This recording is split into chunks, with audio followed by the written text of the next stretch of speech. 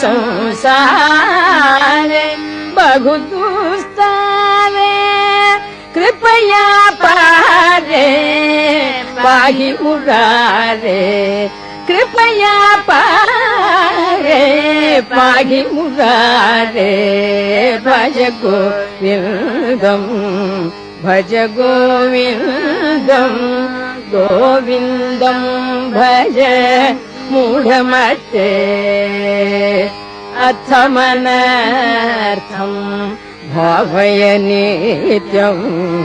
नास्ति तत् सुख लेश सत्यम् अर्थमनर्थम् भावय नित्यम् नास्ति तत् सुख लेश